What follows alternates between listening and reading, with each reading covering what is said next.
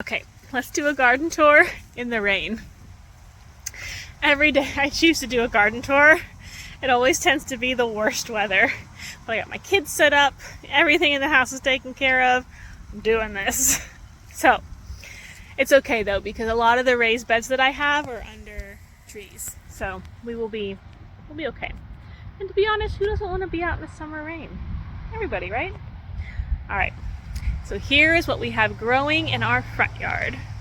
Okay, so all of my trees in my front yard, I used the old pickets from our fence, and I made boxes. Now I have a lot of the same things in these, but we will still go through all of them and see how they're growing under trees, in the shade. They're growing a little different, they're producing a little different. You can see, look at this orange zinnia. I have no orange zinnias in my back garden, and this is just making my heart so happy, bringing me such joy. Actually, if you are not on Instagram and watched any of our reels, a zinnia, all of this, these are brackets, and the actual zinnia is this little white, or I'm sorry, yellow, little yellow flower right here, because that's where the stamen and the pollen is. That little guy right there, and it'll light up a bunch of little flowers all around there. So these actually aren't petals. These are brackets. Kind of cool. Okay. So, another zinnia. And this is our bee balm. Oh no, look, she has a little damage. So this bee balm is named Millie because I got it from my sister-in-law right after she had my niece, and my niece's name is Millie, so we named our bee balm Millie, and she is just wonderful. As you can see here, this is a ground cherry, and she's getting big. Oh, look, we have a cherry, we have a little flower. Oops, my bad. A little flower. Ground cherries are very similar to tomatillos. I'll show you in another box. I have some actually that have some little lanterns on them. She's got quite a bit of bug damage. So in this, most of these boxes, all except one, has horse manure. Has cardboard, then sticks and like decaying trees and decaying trees and sticks, and then leaves, horse manure from the farm that my daughter rides, and then our homemade compost. And we plant zinnias everywhere because you just can't start enough zinnias. But this is the first week that my lavender is blooming. My best friend is a flower farmer up in North Carolina, and she gave me this lavender. Her and her husband are so talented. All my flowers are from her for the most part, except for my zinnias and my cosmos and my sunflowers. But these snapdragons are from her. These are Chinese lantern snapdragons, I think from Baker Creek. But all the flowers she gave me are cut and come again, which is just lovely for the home garden. Isn't that beautiful? We are going up to see them soon, and we will take you with us and give you a tour of her garden and all her lovely flowers. So this is dill. Dill can get crazy tall. Oh look, I have a broken spot. It's okay, we'll take that in and use it. And dill can get crazy tall. It can get 3-4 feet tall. I grow a lot of dill. Mostly, I do use it, but I also grow it for the pollinators. Dill is in the carrot family, and it has a lovely flower, and the pollinators really appreciate it. So I grow a lot of dill for that reason. And this craziness here, this is a tomatillo who said he does not like being in the shade. So as you can see, lots of flowers, but no fruit yet, no lanterns yet. And I tried to kind of string it up onto here, and I tried to do a 2-liter system, but this thing is just branching all over the place. This is definitely the biggest one. I think it's just stretching for more light, but we'll see if it can handle it. This is Gomphrena. Gomphrena is one of my favorite flowers. We have all the colors of Gomphrena, and once again, that is from my friend in North Carolina. So this looks like dill, but actually this is fennel. And I grow it for the same reason. I like to use fennel seed for my sausage. So I will put a bag on some of the flowers after they're pollinated, and they will drop seed, and I'll use that for I'll just buy plain ground pork, and I'll use that for my sausage. But the flowers are great for pollinators, just like dill. And like, I love the wispy foliage. It reminds me of like forest fairies. I really love that. And of course, more zinnias, more snapdragons. This, believe it or not, is basil. We came out here and harvested quite a lot from it. And then I got these cucumbers to climb. Oh, look, there's a cucumber ready. I got these cucumbers to climb this tree. So I think there's one cucumber here. There's another one on this side. So 1, 2, there might be 3. Another tomatillo in this corner. This one's not sprawling as much. No. 3 cucumbers. Yes, 3 cucumbers. With a cucumber ready, I'll have to come out here and harvest this guy. I'll let my kids do it. They'll be excited. Zinnia, zinnia, zinnia, zinnia. This is a cherry tomato. I'm pretty sure it's a determinate. If you've watched my other garden tour videos, this is one I got from my mother-in-law we saved seed from. So I'm not 100% sure, but it seems like it's a commercial tomato, so it's probably a determinate. And it's the way it's sprawling, it seems like it is. Here's some little tomatoes that's starting to set. And this is a pepper, which is doing well. Quite large, not as bushy, doesn't have as much foliage as the ones that are out in the back garden with the more sun. But it's still, I mean, it looks healthy. It's making flowers. It seems okay. We got some parsley. I put parsley everywhere, you guys, because I use a lot of it. And we are going to move on to the bed behind us. So this bed back here is raspberries and raspberry varieties. So all of this here I got from a local lady who was a fantastic gardener. She sells a lot of her plants. She sells them by the scoop. And as soon as I saw that, I said, by the scoop? Oh, we have to be friends. She's wonderful. But she sold me these wine berries. So you can tell it's a raspberry variety because it's silvery on the back. But the coolest thing about wine berries, let me show you over here. So wine berries can propagate from the crown like normal, but then if their tips touch the ground, so you can see this came up, it came over, the tip, I buried it in the ground, it rooted, and this is now a new crown. So if I bury this tip, it will root and make another crown. And that is like a double way. Raspberries already propagate, crazy fast. But this is another way to propagate them. These are wineberry variety of a raspberry, which is a Japanese variety. Super, super cool. And all through here, you can see all these little straggly guys, or garlic. They're just not doing well. I planted a lot of really, really small cloves in here. I'm not sure if this is nematode damage, or if it's humidity damage, or if they just don't like the shade. I have other ones in the shade that are doing fine. I don't know. I'm going to keep an eye on these guys, and I'm going to figure it out, and I will let you guys know. And these over here, who are falling all over the place, these are just normal raspberries. And I always look at these and think, oh my gosh, there's pests on them. But they have the strangest, like, thorns. They're just kind of random. But these, you can see this is the rootstock I planted. And they were very healthy. I got 1, 2, 3, 4, 5 shoots off of one rootstock. That is a healthy rootstock. And same thing, this one over here, you can see I had 1 rootstock and got 1 shoot. That's typical.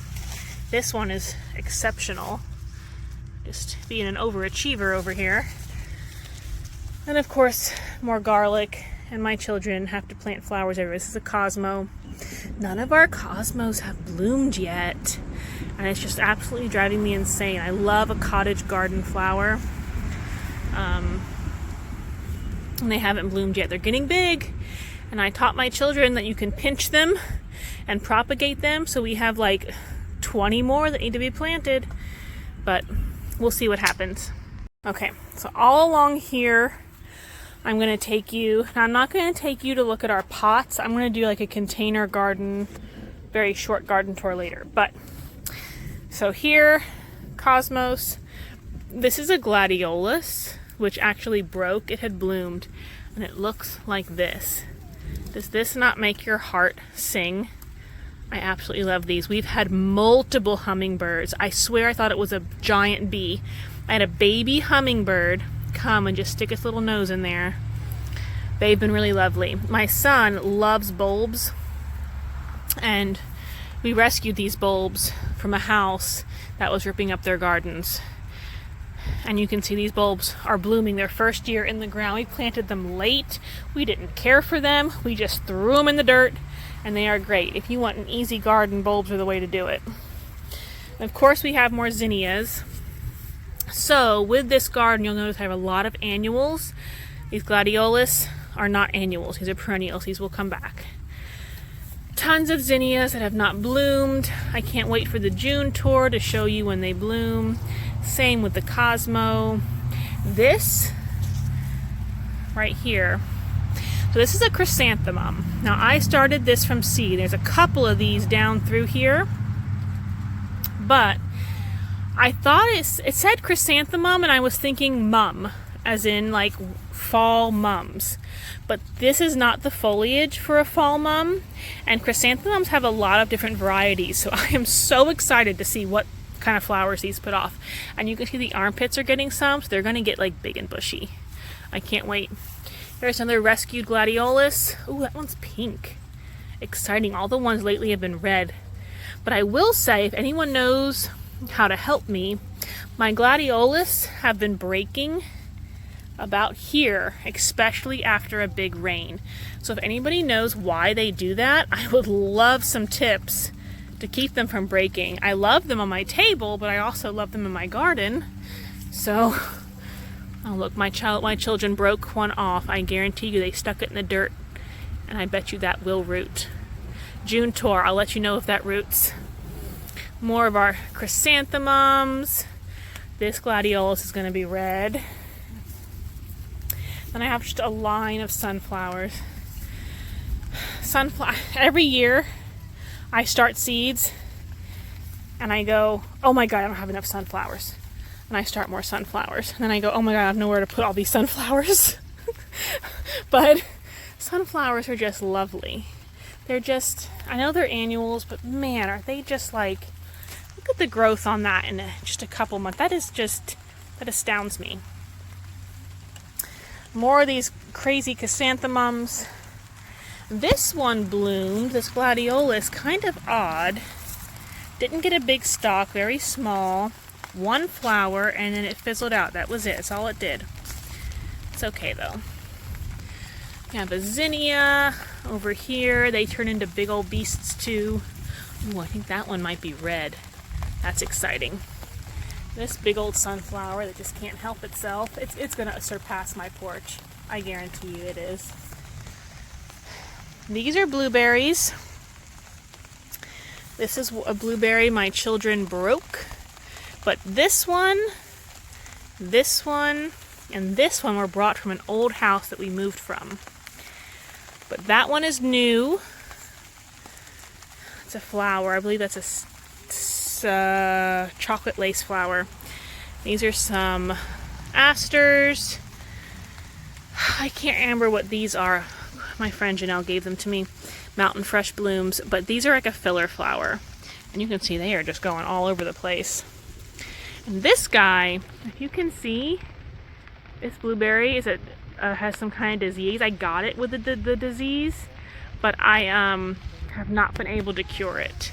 So if you know what's keeping it from leafing, let me know. And this is a new blueberry. And then we get in to my flower bed. So here we are in the rain. This is my dahlia. This is a dahlia. That one there. Ooh, she's blooming. Look at her. Look how pretty she is. I can't wait. And that's a dahlia. She is not trying to bloom yet. Then Janelle gave me this and thought it was a flower. It's a celery. And in my front garden bed, this celery does not get enough water. However, I do use celery seed in my sausage and in my canning, so I am really hoping that I will just be able to let this go to seed and harvest the seed from it. All of these are snapdragons that were hurting and are now doing great.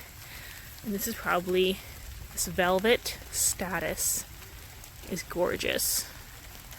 Along with more asters and more snapdragons, Johnny jump ups, and that is feverfew. Feverfew looks like a little daisy, but feverfew has great medicinal properties. This was our Christmas tree, because I can't buy flowers unless they have roots. It's just like a rule I have. And if you see these little bells back here, those are silene lanterns. They're actually like considered a nuisance in like parts of Africa, like they're invasive. But of course we grow them here on purpose. And more sunflowers that are opening and making my heart so happy. This is yarrow I got from my friend. Her name is Sierra.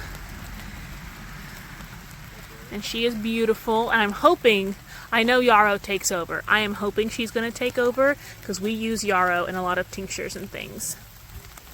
We've got this sunflower who I think is going to be a chocolate. Maybe not. She looks a little yellow. This, however, is an autumn sunflower, and these colors just make my heart happy. This is Dara, I think. Yes, this one is Dara, which is like a take on Queen Anne's lace, which is a wildflower here. More feverfew, chocolate lace flower. It looks like a dandelion. You guys, I have ripped it up more than once. Like, it keeps looking, I keep thinking it's a weed, and it is not. I did not mean to mess with it.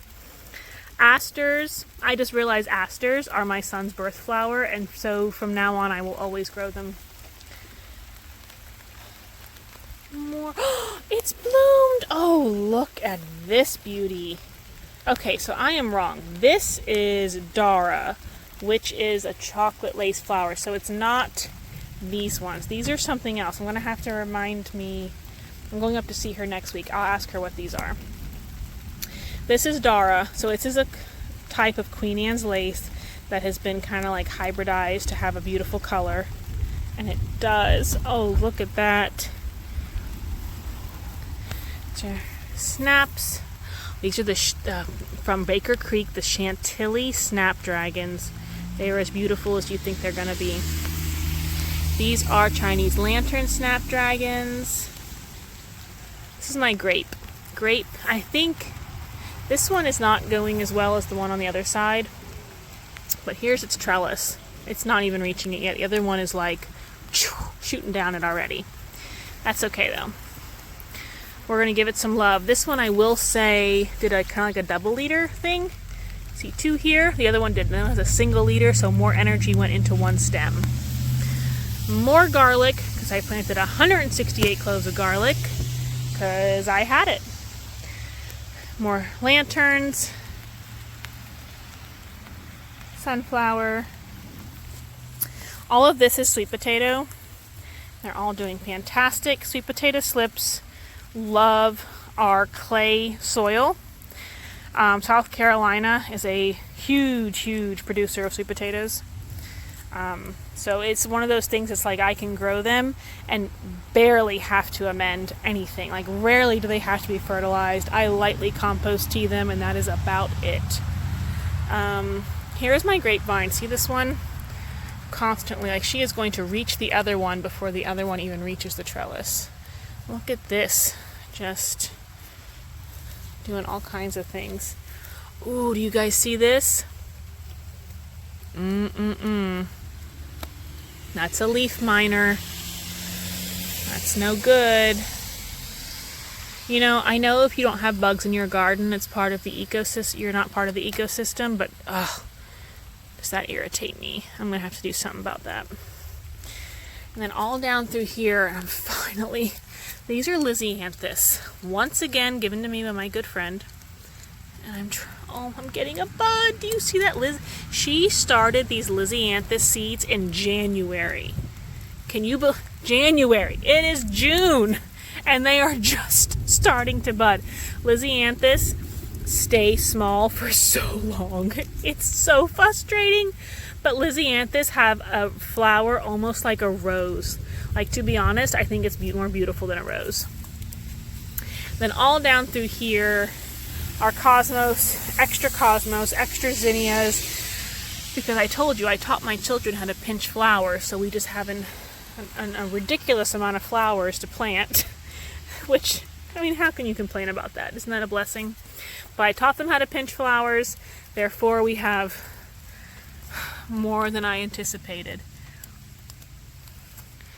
Look at these guys. These zinnias are blooming. I didn't think the ones they pinched that had buds would bloom. I was wrong. Completely wrong. They're all blooming just fine. Zinnias. Oh, it's a red one. I love red. Oh, look at that. It's going to be gorgeous. My daughter does not super duper like gardening, but boy, does she like picking a bouquet. She'll come out here with her, she'll put ice in the bucket, and she's learned how to snip it just right, and she's learned how to arrange it. We have flowers on every surface. The kitchen, the dining room table, the bathroom, every bathroom, in her room, in the boys' room, all bouquets of flowers. They're really, and I really cherish that about her. She's just, I grow these flowers, yes, for the pollinators, but mostly for my daughter, because it brings her such joy. Okay, so you can see we have this box, that one, that one, that one, and I have a little one in my mailbox, and we're going to talk about these. So, you know, like flowers, more zinnias, why not? And like, you know, more zinnias, why not? But here, and you know, of course, saline lanterns. But this is some fennel, and this one I think will actually bulb for me. Fennel grows well in higher, colder climates. However, like I said, I like the seed, but I think these might actually bulb. So if you know what to do or how to preserve fennel bulb, I would love to hear all you have to say. Because I don't know. Like I said, I grow it for the pollinators. But these ones seem like they're going to bulb for me. And this one, I can't remember what these are. Oh, darn. I'll put it on the screen. Because I'm not going to release this video until later. And I'll ask her what it is. And of course, you know, I grow zinnias. So more zinnias. And more fennel. We have like an uber amount of fennel because I did let my 3-year-old sow the fennel and he sowed it like grass. I'll show you. Oops. Look, that one got caught in the compost. Flowers. I have cucumbers going up every tree. I thought they would hold on to the bark better, but they don't. So I did have to put this little net on here. And after that, they said, see ya. Got this. Here's a pink Gumfrina. Gumfrina likes sun. It's not loving being in the shade. I think I'm going to move the Gumfrina over by the sunflowers when they fizzle out. Gumfrina is so cool. So it will dry and die and look exactly like this. Like you can, like people make wreaths out of them because when it dries, it holds its color. And kind of like the zinnia, the Gumfrina's color is not from the flowers. The flower is from that little teeny weeny white thing right there. That's the actual flower. Everything out here is the bracket, which is super cool. Cosmo. Here is a pepper. Peppers in the shade are doing it. They're getting very big, but not very bushy. And they're not super strong. They're gonna need stakes before my ones in the back need stakes. This, I almost thought it was a weed, but I was pretty sure I planted this. This is a bachelor button. Our library is just absolutely wonderful, and our library has a seed bank, and every time you go in, you can get 10 packets of seeds with your library card, and we got some bachelor buttons. I'm excited to see them bloom. There's one here, and there's one here, and they are native. Our library tries to grow only native plants to our area. And I will say the packets of seeds are not like, they're not like a Baker Creek seed. You don't have 25 seeds in the packet. There's, 3 or 4 seeds in the packet. But still, I appreciate any free seeds. Any gardener appreciates free seeds. Okay, let's look at this box. Once again, cucumbers coming up the tree. Now this one, I just tried to use twine. Not as good. I definitely had to help it more than with the little lattice thing. More zinnias and more snapdragons, and these are the atomic purple gomphrena. I guess just that color just looks atomic. I love it. This is my daughter's favorite. And, more fennel. And then these two, I kept going, oh no. Unfortunately, in like a little 2-inch pot, we had a tomato and a zinnia. I'm not sure if you can see. Yeah, this zinnia and this tomato come up together. My son he almost cried. No, you can't separate them. They're friends. And I was going, oh, great. Okay, whatever. We'll plant them. One of them will die. The other one will take over. And they're both kind of doing all right. The tomato, being a heavy feeder, is definitely doing the most. But that zinnia is not letting go of life. It is just coming right up through there. It's budding. And look at that empty space. I need to put something there. More fennel and more zinnias. More fennel. Another Cosmo. And these are doing good. I have recently trimmed up around my trees to bring more light down into here. So we're going to see if that doesn't help these take off a little more. My mailbox. So all of these up top here are autumn colored sunflowers, except for this beauty. She was in a box that I already showed you by the raspberries, and she just could not handle the shade. I don't know why I planted her there, but so she's over here by our mailbox. It's fitting, doing just lovely. But you can see that's why she has the curve. She was stretching for light, and once I brought her here, she started going straight up. And who doesn't need more dill by their mailbox and some fennel, because that just makes sense. It will flower and be beautiful. Like I said, all these tall ones are sunflowers, and all these low ones are perennial daisies that are native to where we live. I'm very excited, and I really think now that they're getting bigger that I planted them too close together, because I said, oh, it'll fit. Actually, I have some in pots still back there. But I can't wait to show you the daisies. I'm not sure if they'll bloom this year. They might be biannual. It might bloom next year. We'll have to see. So at this box, I let my 3-year-old, I gave him this box because he loves to garden. And I said, you can plant whatever you want. We have extra plants, and put them wherever you want. So let me show you what he planted in this little box under this tree. It is his, and he has tended it well. I've helped him do some trellising, but he's tended it well. Let me show you. Okay, so we have a tomatillo over here in the corner that you can see we trellised it going up to the tree. We have a cherry tomato. This is a determinate cherry. He put feverfew, which is a perennial. And now that he put a tomatillo, I think, in each corner. Another tomatillo. But I will say his tomatillos in this box, this must get more sun, because his tomatillos are not stretching as badly as my other ones are. And they have more foliage. See, that looks like a nice healthy tomatillo on the top. Here's another cherry tomato. And we trellised it going up to the tree. Another tomatillo, doing the same trellising effect. Some snapdragons, zinnia, but I told him he could not pinch any more off of it. You can see, look how much he already pinched. He pinched here, he pinched here, down here he pinched. This is his fennel that he sowed. It's the fennel forest. Oh, look, it's attracting slugs. It's so thick.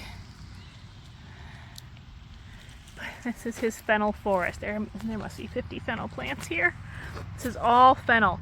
And it's growing! I thought it would smother itself out. No, it's growing! I can't even believe it. That child's hands touch garden things and they just want to grow for him. He has such a good vibration. But it's his fennel forest.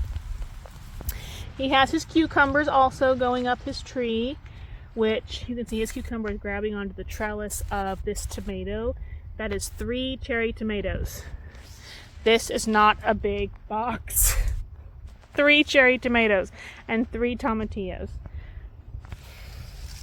Here is a zinnia. Oh man, and then this is, I'm pretty sure, is a slicer because that looks cat-faced.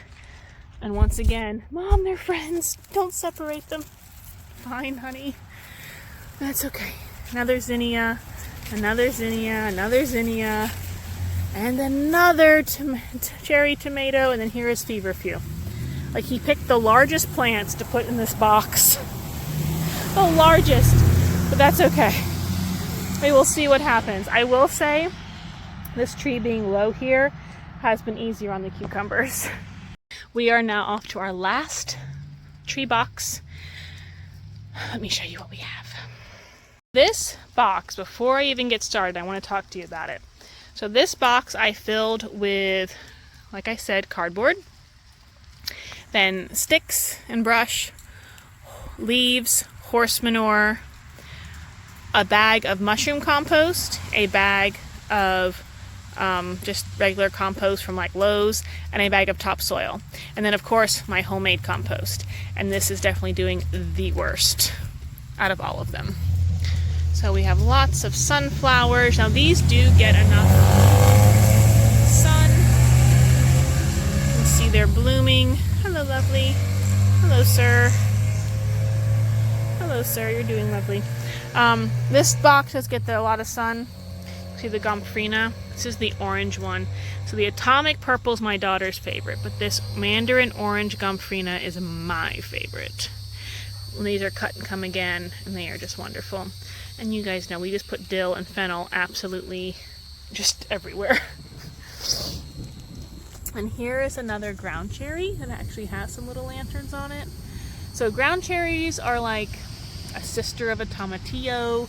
They do need more than one to pollinate. I'm assuming the other one I showed you is what's pollinating it, because this one over here is a ground cherry which does not have any flowers and is getting eaten by bugs. I don't know if this guy's gonna make it. And this was the first box planted, and these cucumbers are doing the worst. I've had to treat these. This tomato was yellowing from the bottom up until I, with our homemade compost, made some compost tea. I put more of our homemade compost on. I sprayed it with compost tea and fish hydrolysate many times to try and get these plants to recover, because they were definitely doing the worst. We got some snapdragons, parsley. This is like the biggest Cosmo I have, and it is still not blooming. Come on. Cosmo flowers are just gorgeous. Of course it won't bloom yet. And here is our tomato. This is definitely, I think it's aroma. More cosmos and dill and dill. And this one was completely yellow. I thought it was going to die. But it might be. I put homemade compost on it. Look, it even has like a little immature. It's trying hard to throw some seed. We'll see. How early this was planted compared to my other boxes and how big those ones are tells me that, like, I should not have bought soil. I should have just used the horse manure in my homemade compost, because this is just not doing well. Look at this pepper compared to the others. This whole box is just struggling. My son planted more beans. Look at that bean. Look, it's not even like standing up. It's laying down on top of this fennel. Bean, another pepper that's not doing well. More zinnias. And that about sums up our garden tour for the front. So thank you guys for hanging out with me in the rain to see the front yard garden tour of my boxes. Everything in each box is mostly the same, but I appreciate you hanging out with me and seeing how things are growing in a different kind of environment than in the full sun of the back garden. We will see you next time. Bye.